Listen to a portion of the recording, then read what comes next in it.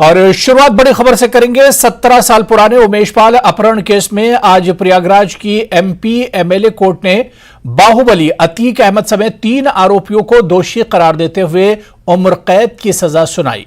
Court ने अपहरण के इस मामले में अतीक के हनीफ दिनेश पासी को भी दोषी पाया है। कोर्ट ने तीनों पर 1-1 लाख का जुर्माना भी लगाया, जबकि अतीक के भाई अशरफ समेत 7 को बरी कर दिया गया।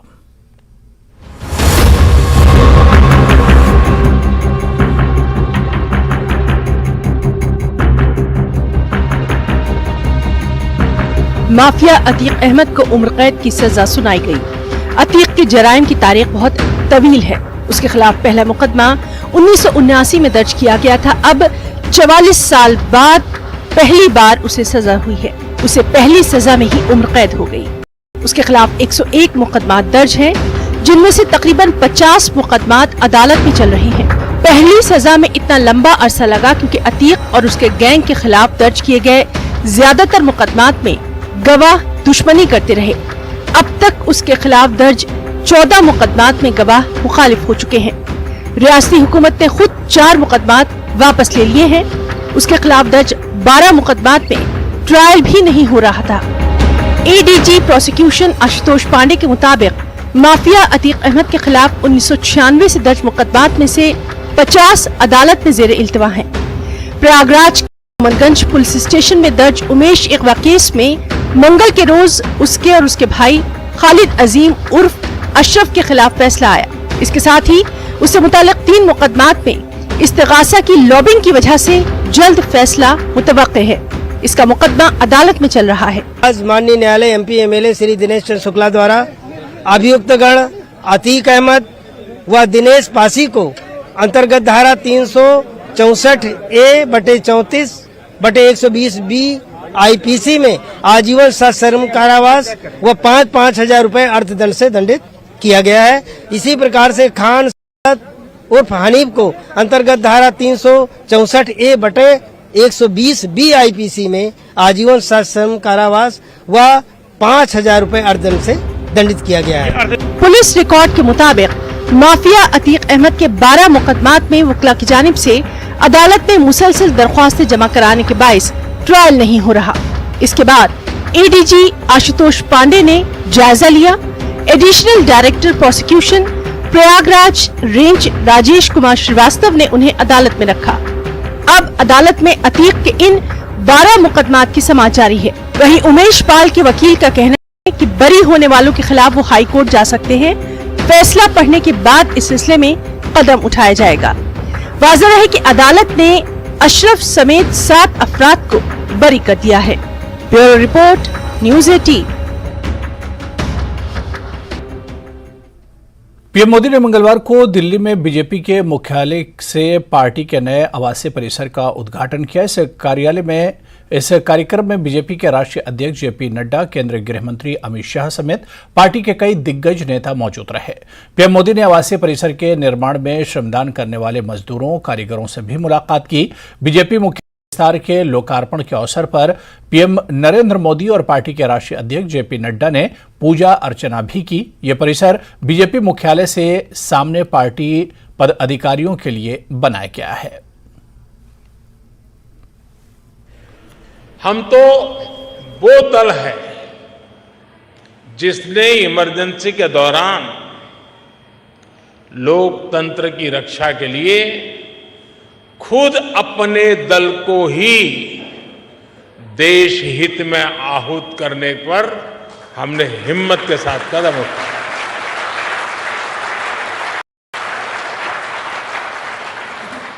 फिर सन 84 में जो हुआ, देश कभी भी उस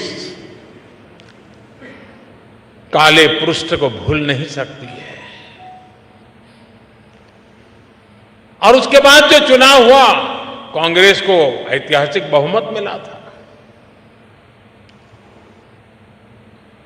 भावनाओं से भरा हुआ वो माहौल,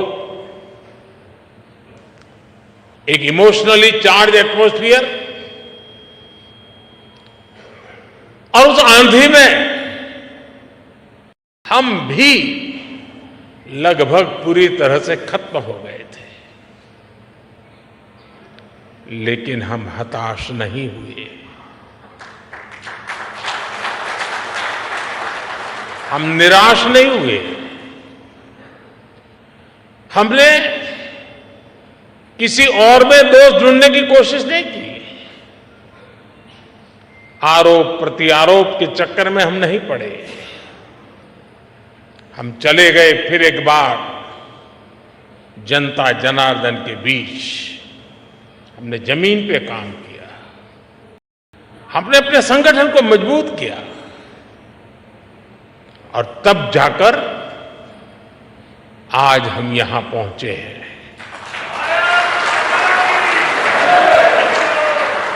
2 लोकसभा सीटों के साथ शुरू हुआ सफर 2019 में 303 सीटों तक पहुंच गया।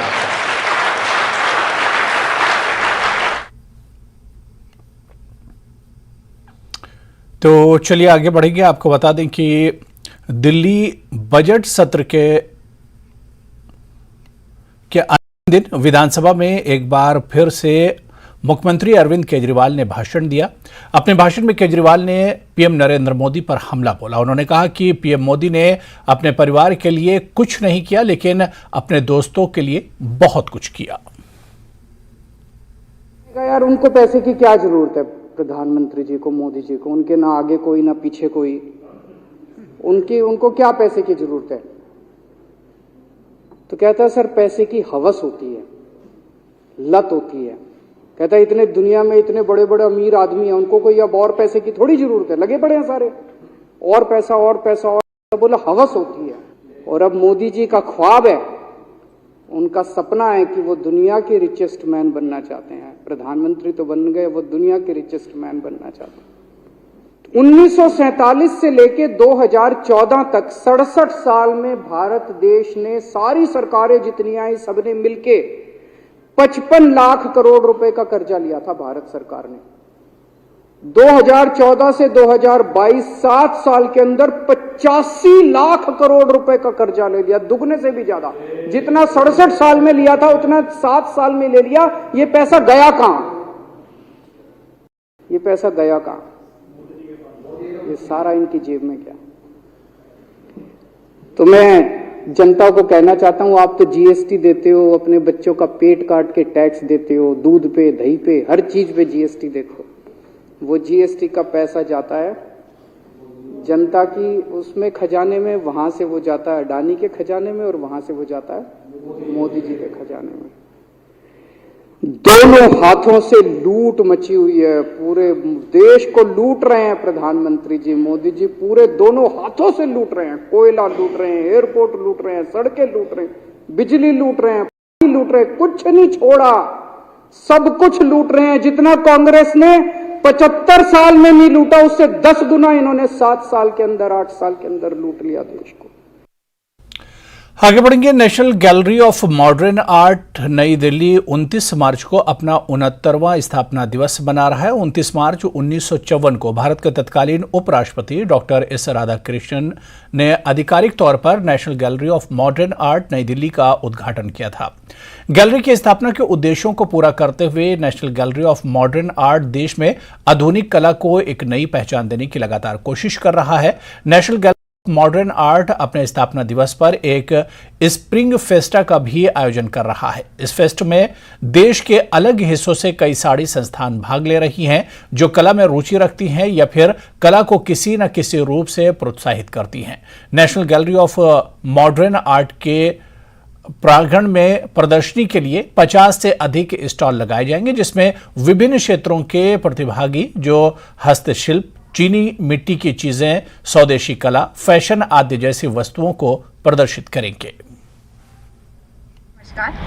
राष्ट्रीय आधुनिक कला संग्रहालय कल 29 मार्च को अपना 18वां स्थापना दिवस मनाने जा रहा है। इस उपलक्ष्य में यहाँ पर स्प्रिंग फेस्टा का आयोजन किया जा रहा है, जिसमें देश की विभिन्न संस्थाएं भाग ले रही हैं, जिनकी या तो कला में रुचि है या फिर कला को किसी न किसी रूप में वह प्रोत्साहित करती हैं। यहाँ पर कल के कार्यक्रम में 50 से भी अधिक स्टॉल्स को लगाया जाएगा, जिसमें आर्टिजन्स अपने हस्तशिल्प, टेक्सटाइल, सिरामिक, पेंटिंग्स इत्यादि प्रोडक्ट्स को सेल के लिए डिस्प्ले पे रखेंगे। इसके अतिरिक्त यहाँ पर लाइव बैंड परफॉर्मेंसेस और लाइव स्केचिंग सेशंस का भी आयोजन किया जा रहा है। यह कार्यक्रम कल 3 बजे से रात 10 बजे तक रहेगा। मैं आशा करती हूँ कि आप अधिक से अधिक संख्या में यहाँ आएंगे, एनजीएमए को विजिट करेंगे और आर्टिजन्स का हौसला बढ़ाएंगे। बहुत बहुत धन्यवाद। चलिए यहाँ पर रुकेंगे फिलहाल छोटे से ब्रेक के लिए। खालिस्तान समर्थक अमृतपाल सिंह को पंजाब पुलिस समेत विभिन्न सुरक्षा एजेंसियां देश भर में तलाश कर रही है। उसका दिल्ली का एक सीसीटीवी फुटेज वायरल हो रहा है। यह फुटेज 21 मार्च का है। वीडियो डाबड़ी के साई चौक का है। कुछ मीडिया रिपोर्ट्स के अनुसार इसमें दिखने वाला व्यक्ति अमृतपाल सिंह है। वीडियो में अमृतपाल सिंह मास्क लगाए सड़क से गुजरता दिख रहा है। पैदल चल रहे व्यक्ति के सिर पर पगड़ी नहीं दिख रही है। उसके लंबे लंबे खुले बाल दिख रहे हैं। इसे आशंका जताई जा रही है कि वो दिल्ली के रास्ते नेपाल पहुंच गया है। इसे लेकर दिल्ली पुलिस भी सतर्क हो गई है।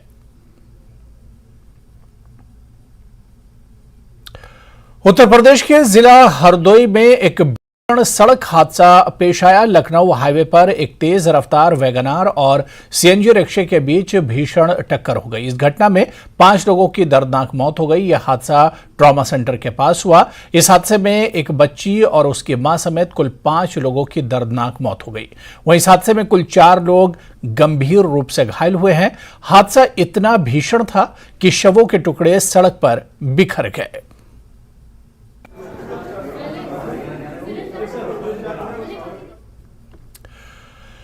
आगे बढ़ेंगे। जिला उधमपुर के रौन 2 मैल इलाके में एक मिनी बस के पलट जाने से 6 घायल हो गए। रिपोर्ट्स के मुताबिक एक मिनी बस राउंडमेल से उधमपुर की ओर जा रही थी। उस वक्त हादसा पेश आया। सूचना मिलते ही पुलिस मौके पर पहुंची और सभी घायलों को जिला अस्पताल उधमपुर पहुंचाया गया। उधमपुर थाना पुलिस चौकी में संबंधित अधिनियम के तहत मामला दर्ज कर आगे की कार्रवाई शुरू की गई है। इन्फॉर्मेशन आई कि यहाँ रोंदमेल में एक मेटाडोर पलट गई है, तो घायलों को यहाँ लाया गया। अभी यहाँ पहुँच चुके हैं वो, और इस वक्त 4 मरीज़ हमारे पास है, जिनको लेकिन चलो भगवान की दया से उनको ज़्यादा सीरियस चोटें नहीं हैं और चारों ठीक है। चारों का उपचार चल रहा है। मामूली जख्म है। टेनमर्ग के दूर दराज और पहाड़ी इलाकों में बिजली आपूर्ति नहीं होने से परेशान लोगों के लिए राहत की खबर है। डीडीसी टेनमर्ग तजम्मुल अशफाक मीर ने एसडीएम गुलमर्ग सैयद अल्ताफ हुसैन के साथ नवनिर्मित 10 मेगावाट सब स्टेशन को जनता को समर्पित किया। इसके साथ ही बिजली विभाग ने अन्य अधिकारी भी मौजूद थे। इस मौके पर काफी संख्या में लोग भी मौजूद रहे। लोगों ने डीडीसी के इस कदम की सराहना की और सरकार का आभार व्यक्त किया। गवर्नमेंट के बहुत शुक्रगुजार है कि ये स्टेशन यहाँ पे बन गया, रिसीविंग स्टेशन कोल्हामा में, और हम इस फायदा उठाएंगे। फायदा भी है भी बहुत। इस एरिया में हमें कभी भी पावर बराबर नहीं रहता था। लाइन कट जाती थी, हमेशा प्रॉब्लम रह जाती थी।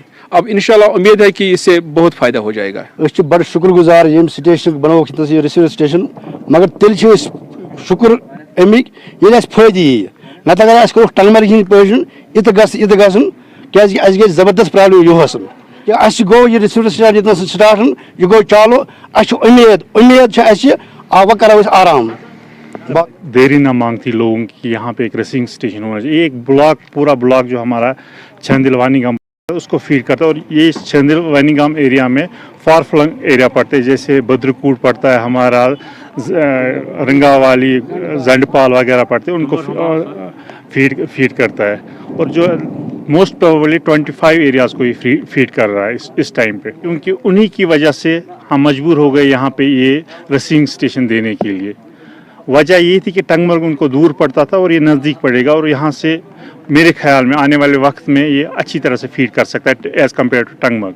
मुझे भी ये है कि यहाँ पे लोगों को दिक्कत है माह मुबारक में, और मुझे लग रहा है कि शायद हम उनको इस रिसीविंग स्टेशन कुछ रिलीफ दे पाएंगे। कृषि विभाग की तरफ से आरएसपुरा में जागरूकता कार्यक्रम का आयोजन किया गया, जिसमें मिलेट्स यानी मोटे अनाज के हवाले से होने वाले फायदों के बारे में लोगों को बताया गया। पंचों के साथ साथ क्षेत्र के किसानों ने भी इस कार्यक्रम में बढ़ चढ़कर हिस्सा लिया। इस दौरान एक जागरूक रैली भी निकाली गई, जिसमें लोगों को मोटे अनाज के सेवन से होने वाले लाभ के बारे में जागरूक किया गया। जो सब डिवीजन आरएसपुरा की तरफ से अवेयरनेस प्रोग्राम है मिलेट्स के ऊपर, ये हमारे माननीय प्रधानमंत्री जी का भी ये नारा है कि इस बार जो अंतर्राष्ट्रीय ये दिवस मनाया जा रहा है, इसमें साल वर्ष जो अगला है 23-24 ये इस पे मिलेट्स पे होगा। तो ऐसे इसके अच्छे अच्छे रेस्टोरेंट्स खुल रहे हैं, बड़ा लोगों को रोजगार मिलेगा, इससे अच्छा लोगों को रोजगार मिलेगा। अब आज का जो प्रोग्राम हमारा चल रहा है जो मिलेट्स के ऊपर है, ये 23-24 जैसे कि एसडीओ साहब ने बताया इसी पर है। कम्युनिटी मोबिलाइजेशन एवं एनरोलमेंट ड्राइव के तहत जोनल शिक्षा अधिकारी आरएसपुरा की तरफ से सरकारी गर्ल्स मिडिल स्कूल में कार्यक्रम का आयोजन किया गया। इस दौरान शिक्षा विभाग के अधिकारियों ने आए हुए लोगों को सरकारी स्कूलों में विद्यार्थियों को दी जाने वाली सुविधाओं के बारे में विस्तार से जानकारी दी और लोगों से अपील करते हुए कहा कि वो अपने बच्चों को सरकारी स्कूलों में दाखिल करवाएं। जम्मू कश्मीर पुलिस ने नशा मुक्त अभियान के तहत बच्चों को नशे के खिलाफ जागरूक करने के लिए आरएसपुरा में कार्यक्रम का आयोजन किया, जिसमें बच्चों को जागरूक किया गया। इस दौरान जागरूकता रैली का आयोजन भी किया गया, जिसमें स्कूली बच्चों और सरकारी डिग्री कॉलेज के बच्चों ने भी भाग लिया। अंतर्राष्ट्रीय भारत पाक सीमा संग्राम पोस्ट के समीप स्थित पीर बाबा गज पीर की मजार पर 30 मार्च को विशाल मेले का आयोजन किया जा रहा है। मेले में पहुंचने वाले श्रद्धालुओं के लिए सुरक्षा बल एवं पीर बाबा कमेटी की तरफ से किए जाने वाले प्रबंधों को अंतिम रूप दिया जा रहा है। इस बात की जानकारी पीर बाबा कमेटी के सदस्यों की आयोजित बैठक में दी गई। न्यूज 18 नेटवर्क पर हम राइजिंग इंडिया के तीसरे एडिशन के अनाउंसमेंट के लिए बेहद उत्साहित हैं। राइजिंग इंडिया एक ऐसा मंच जहां हम भारत की सफलता और विकास की कहानी को सेलिब्रेट करने के लिए कुछ सबसे बड़ी और सबसे प्रभावशाली हस्तियों को एक साथ लाते हैं। इस साल की थीम होगी रियल हीरोज, जहां हम कुछ असाधारण लोगों की कहानियों के साथ साथ उनकी असामान्य की भी बात करेंगे। इन लोगों ने हमारे देश में एक सकारात्मक बदलाव लाने में भरपूर मदद की है। इनमें शामिल होंगे जलवायु आपातकाल से लड़ने वाले लोगों से लेकर भारत की कुछ सबसे पुरानी कला, विरासत और संस्कृति को पुनर्जीवित करने में मदद करने वाले लोग। देश भर से न्यूज 18 नेटवर्क के पत्रकारों के पूल ने हमारे बीच इन नायकों की पहचान करने में हमारी मदद की है और अगले कुछ हफ्तों में हम इन खास लोगों और इनकी कहानियों को आपके सामने लेकर आएंगे। आज हम आपके सामने करीमगंज जिले के एक रिक्शा चालक की प्रेरक कहानी लेकर आए हैं, जो ये सुनिश्चित करता है कि हर बच्चा शिक्षा प्राप्त करे। तो आप देखिए खास रिपोर्ट और मुझे दीजिए इजाजत। नमस्कार। कहते हैं जिनके अपने सपने पूरे नहीं होते वह दूसरों के सपने पूरे करने के लिए जीते हैं। ऐसी ही एक कहानी है राइजिंग इंडिया के हीरो असम के करीमगंज जिले के अहमद अली की। अहमद ने रिक्शा चालक होते हुए भी शिक्षा के महत्व को समझा और उसको बढ़ाया है। रिक्शा चालाइया देखलाम तो मानुषर धरते निये स्कूले दिता मानताम, तो आमारो যদি আমি ইয়ে করি যে স্কুল করি তো আমার দেশেরও হতে পড়িবা বা মেয়ে আসেন আমার এরাও পড়িবা ও আপনার আরম্ভ করলাম। ও তখন তো অফিসারের বউ বা অফিসারের হতে এটা বইয়া নিতাম আনতাম, ও তখন মাতামাতি করলাম।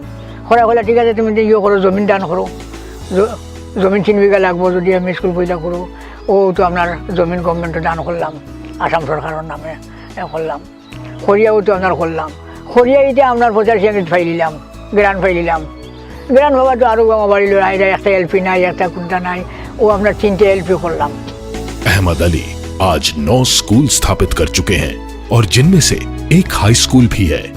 यह कहानी इतनी अचंभित करने वाली है कि श्री नरेंद्र मोदी ने खुद इसको सत्यापित किया और इसको सच पाकर अहमद को मिलने के लिए दिल्ली भी बुलाया और मन की बात में इनका जिक्र किया।